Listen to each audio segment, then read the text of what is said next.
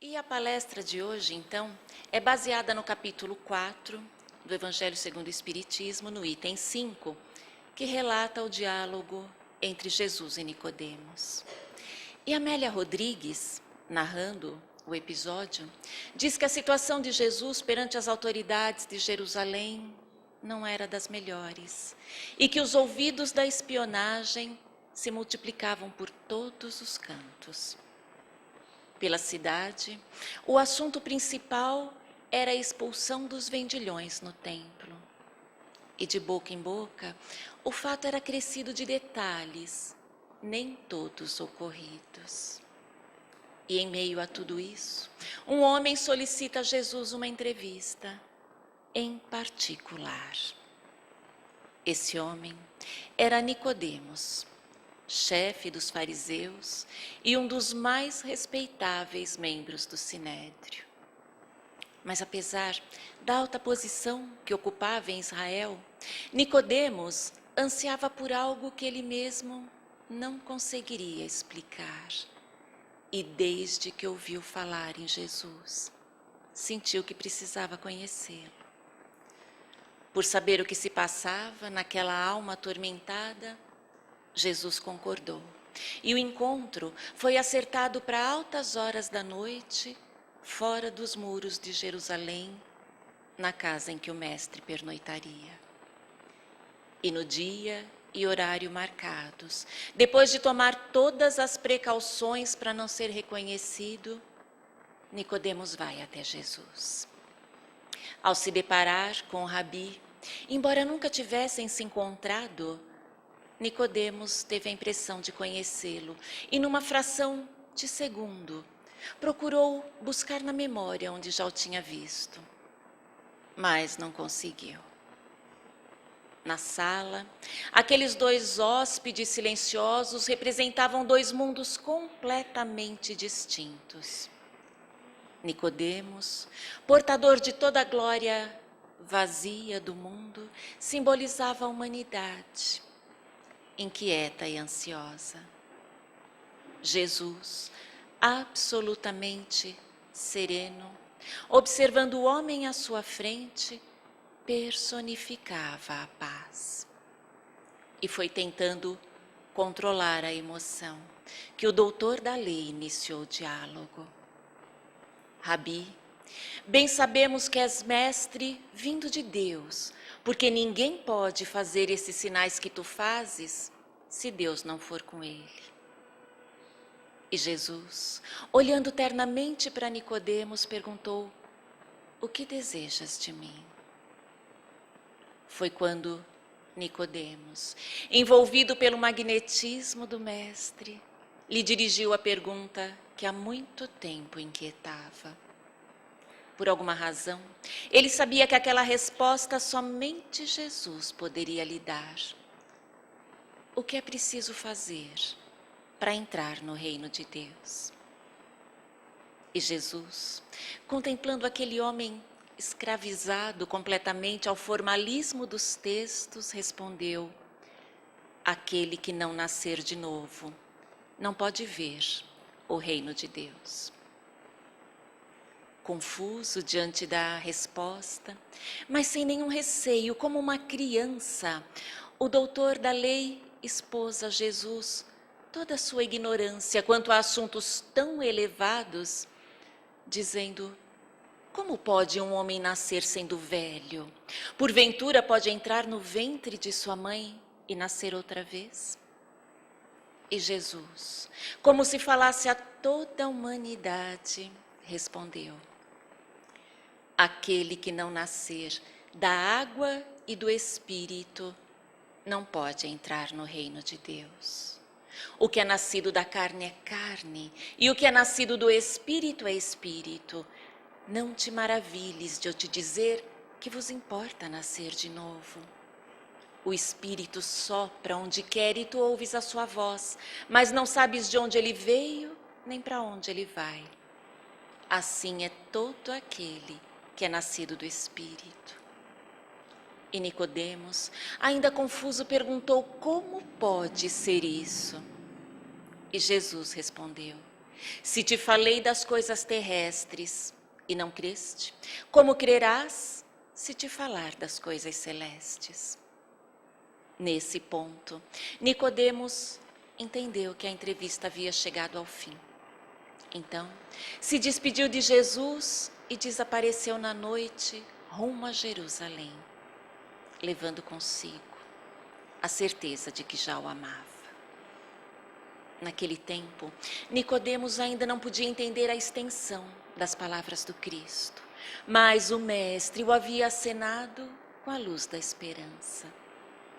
Que ele não se atormentasse. O processo para se alcançar o reino de Deus era longo, mas estava em curso. E relembrando então aquela noite inesquecível e respaldados pela doutrina espírita, vamos procurar então, dentro das nossas limitações, elucidar parte do que Jesus transmitiu, mas que o interlocutor, pelo intelecto, não conseguiu alcançar. E, em primeiro lugar, é importante deixar claro que reencarnação significa a volta do corpo, do espírito, à vida física, num corpo novo. Um corpo que não tem nada a ver com os anteriores e que ela não foi descoberta por Allan Kardec e nem revelada por Jesus. O termo reencarnação, sim, foi criado por Allan Kardec em meados do século XIX, mas a crença é antiga e professada por vários povos, inclusive anteriores ao Cristo. E se ela fosse um erro, Jesus não teria deixado de nos advertir, como fez com tantos outros. E nessa passagem, muito pelo contrário, como em outras do Evangelho, Jesus deixa claro que a reencarnação é lei natural a qual todos nós estamos sujeitos, queiramos ou não, acreditemos ou não. Não te maravilhes de eu te dizer que vos importa nascer de novo. Embora os judeus e especialmente os fariseus soubessem e aceitassem que o ser humano podia renascer, eles não tinham muita noção de como isso acontecia e nem da importância do renascimento sucessivo na carne, ao qual, inclusive, eles atribuíam o nome de ressurreição, que significa ressurgir, retornar à vida depois da morte física no mesmo corpo, ressuscitar, o que a ciência comprova ser absolutamente impossível. E por isso, até a vinda de Jesus, o conhecimento da reencarnação não tornava o homem mais feliz, nem mais fraterno.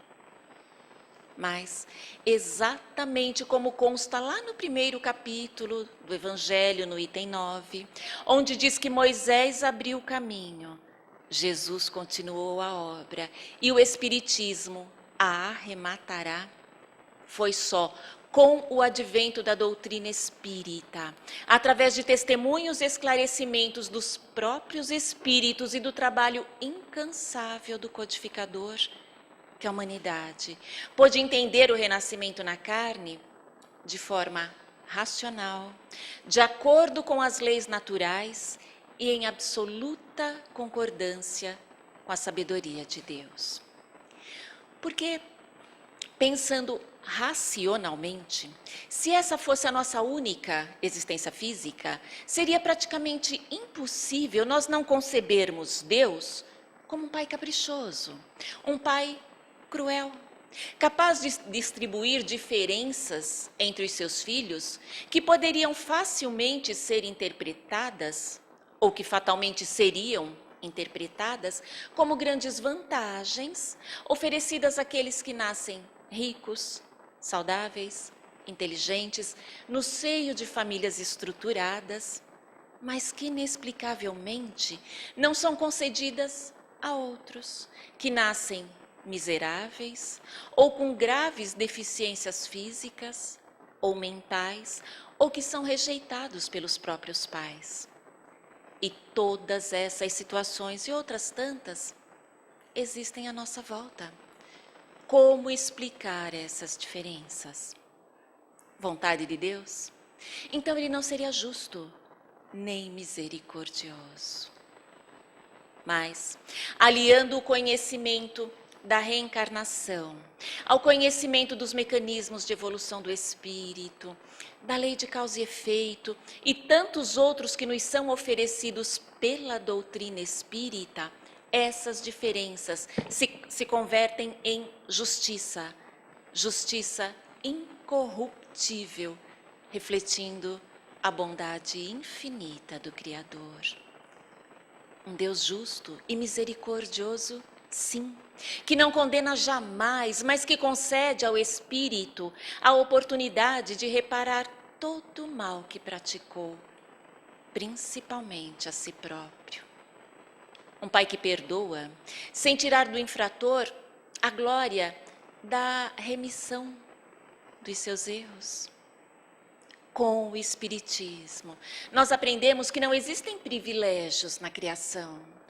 Todos somos criados simples e ignorantes, mas predestinados a evoluirmos até alcançarmos a perfeição intelectual e moral, quando então tudo o que pensarmos e fizermos, onde quer que seja, em qualquer parte, em qualquer quadrante do universo, estará em perfeita sintonia com a lei de Deus.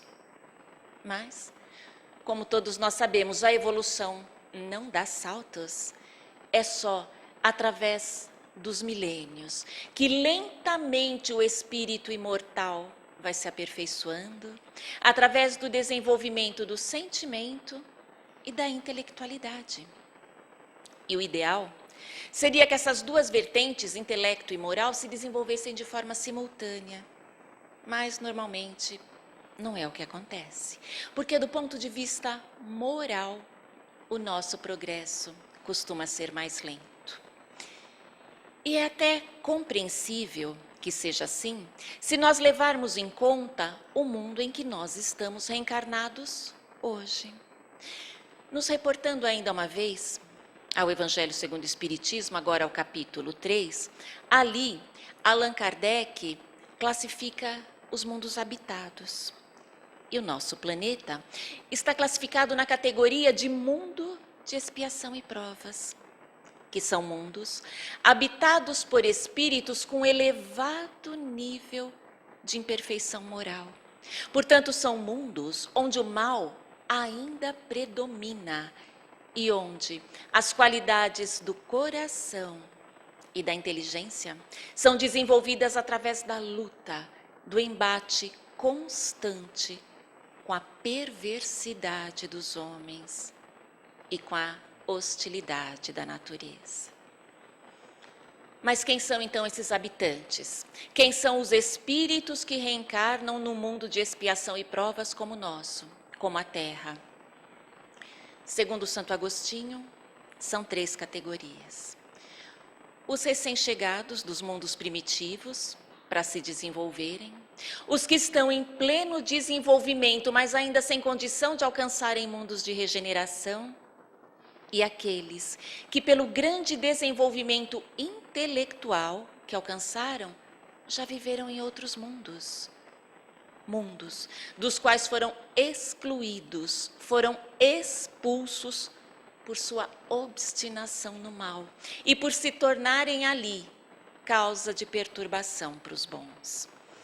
E Santo Agostinho também diz que dessas 3 categorias, só essa última é que está em expiação. E que essa expiação consiste justamente no contato direto entre esses espíritos com outros inferiores em intelecto, em inteligência, mas aos quais, com a sua superioridade intelectual, eles ajudam a progredir. Porque tudo é absolutamente perfeito na lei de Deus. E se nós estamos aqui, reencarnados nesse mundo de expiação e provas que é a Terra, não tem saída. É porque nós pertencemos a uma dessas 3 categorias. A não ser, é claro, que possamos nos incluir naquela dos espíritos que permanecem nesses mundos por amor ao próximo, para auxiliar no progresso dos demais por vontade própria. Mas disse Jesus, é preciso nascer da água. Porque para os judeus daquele tempo, toda a criação divina tinha como fonte a água.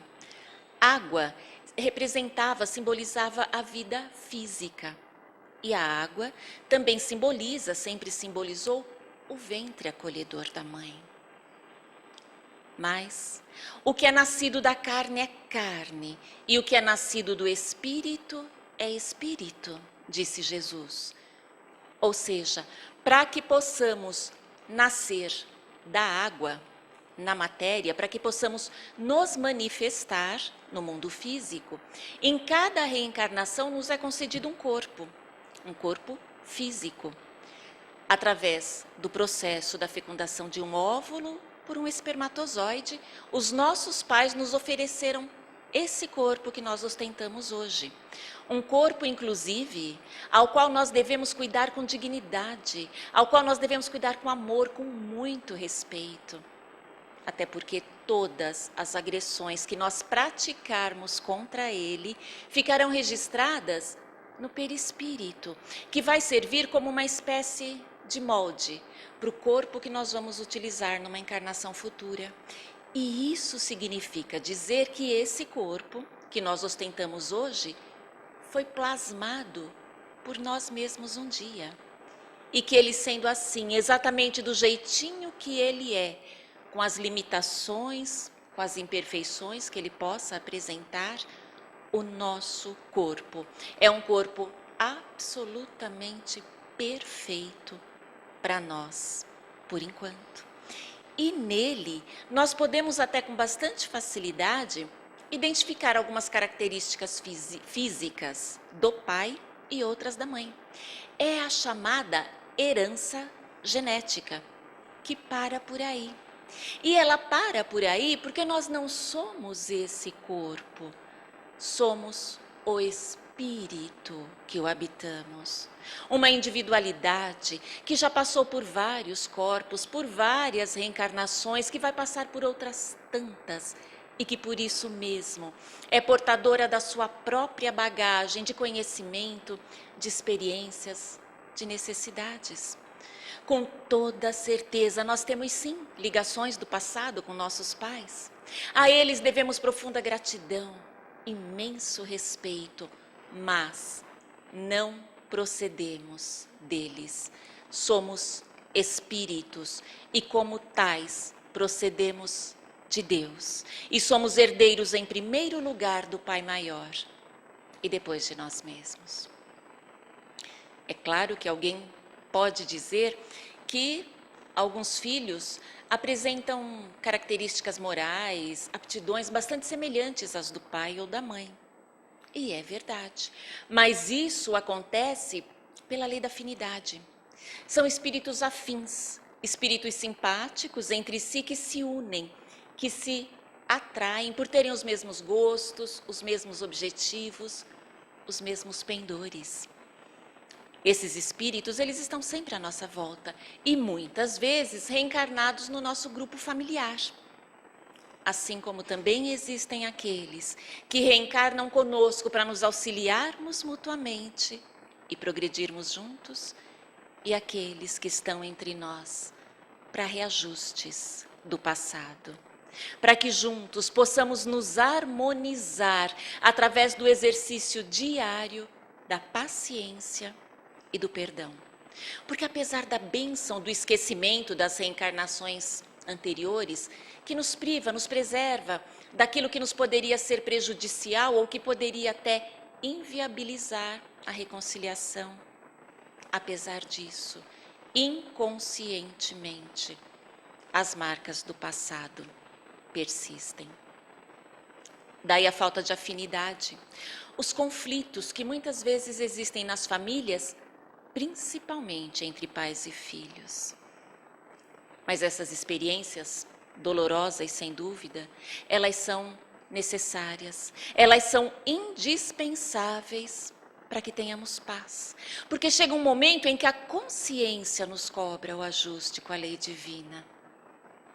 E aí, nasce aquele bebezinho lindo, que nos encanta, e a gente se enche de carinho, de afeto por ele, tão indefeso, tão inocente e completamente dependente de nós para sobreviver. E não temos a menor ideia de quem ele é.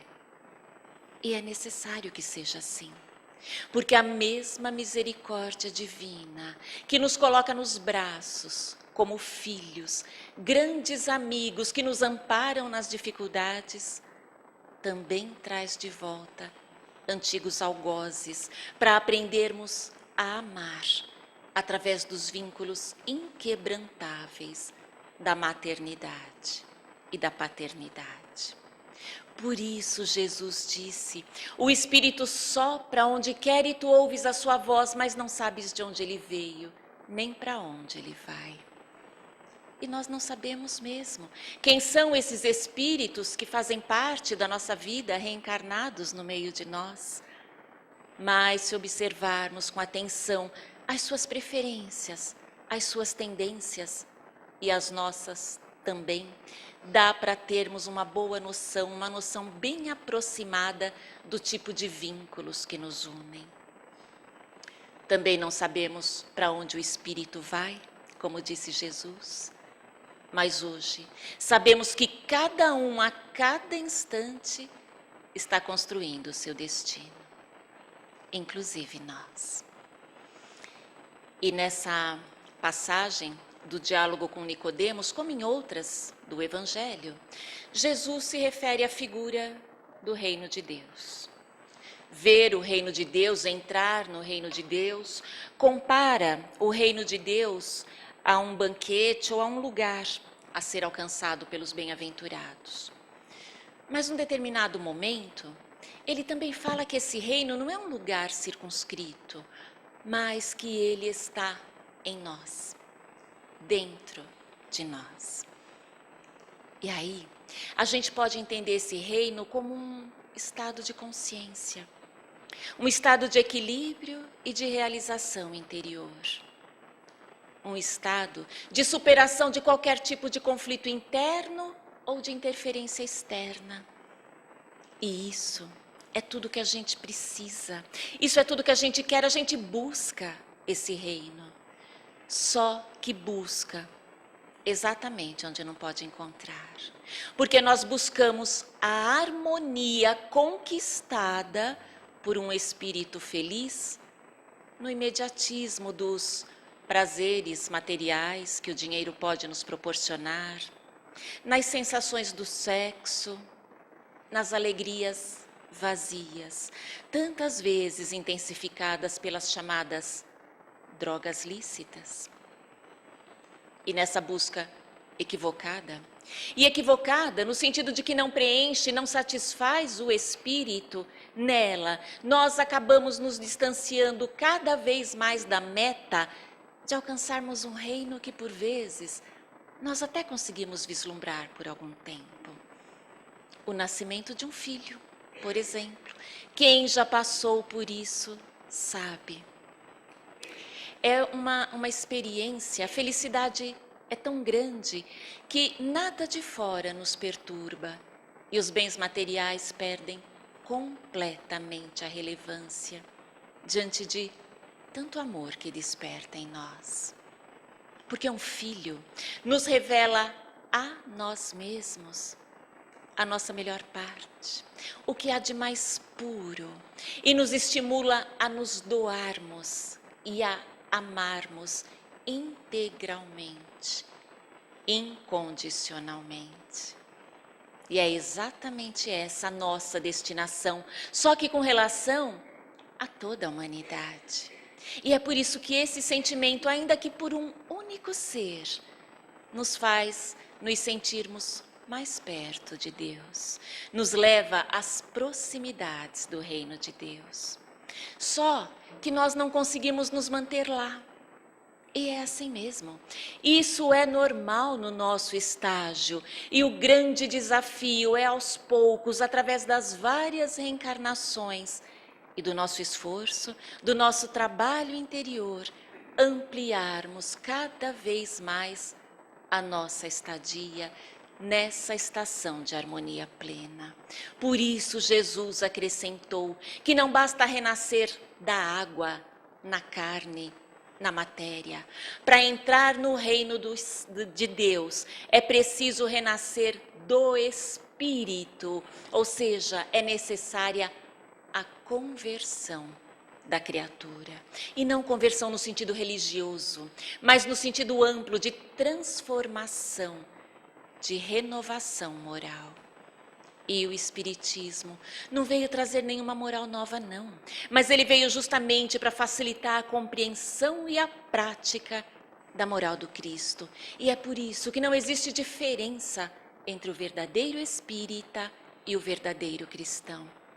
Quem afirma isso é Kardec, lá no capítulo 17 do Evangelho, Sede Perfeitos, onde ele também diz que reconhece-se o verdadeiro espírita pela sua transformação moral e pelo esforço que faz para domar as suas más inclinações.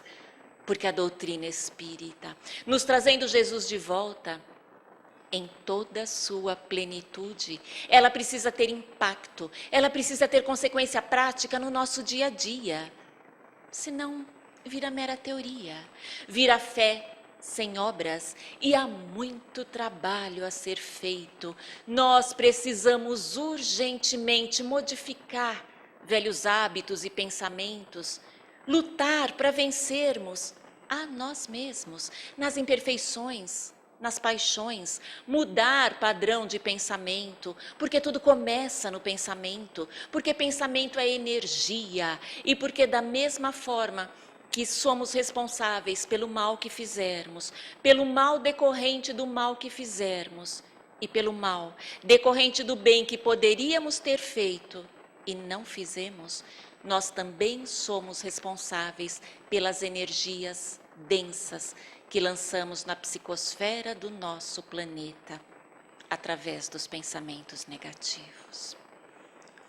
O grande ensinamento de Jesus a Nicodemos nem era a reencarnação, porque, como foi dito de forma rudimentar, ela já era conhecida, mas o porquê da reencarnação e como bem aproveitá-la para o progresso espiritual. Mas o que se percebe é que, em pleno século XXI, ainda existe a crença de que o objetivo da reencarnação é o nosso sofrimento, como forma de pagarmos numa existência o mal que fizemos em outra, o que só revela o nível de ignorância que persiste em relação ao assunto. Até porque o mal não se paga, se repara, e com o bem, não com o sofrimento. Sofrer por sofrer não transforma ninguém numa pessoa melhor. E a causa verdadeira das nossas dores, dos nossos sofrimentos, está explicada de uma forma muito resumida, muito simples, mas muito clara, na resposta da questão 964 do Livro dos Espíritos, onde consta que todas as nossas atitudes estão sujeitas às leis de Deus. E quando nós infringimos essas leis, violamos, ainda de forma que nos pareça insignificante, nós sofremos as consequências dessa violação e nos deparamos com a dor. Mas como o progresso da criatura, esse sim é o objetivo essencial, cada reencarnação vem sempre repleta de grandes e pequenas oportunidades de nos reajustarmos perante as leis sábias e amorosas que governam o universo. Em cada existência, em cada uma delas, nos são oferecidas as condições mais adequadas para que tenhamos o melhor aproveitamento, o máximo aprendizado e para que possamos dar conta da nossa missão. Porque, de alguma forma, todos nós somos missionários. Todos nós temos a missão especialíssima de melhorar o mundo em que vivemos. Mas nós só vamos conseguir fazer isso começando por mudar, por reformular, por melhorar o nosso mundo interior. E muitas vezes nós Espíritos, diante da perspectiva de uma nova existência física, nos propomos sim a renascer para fazermos diferente, a agir no bem mesmo nas adversidades, a trabalharmos duro pelo nosso adiantamento moral.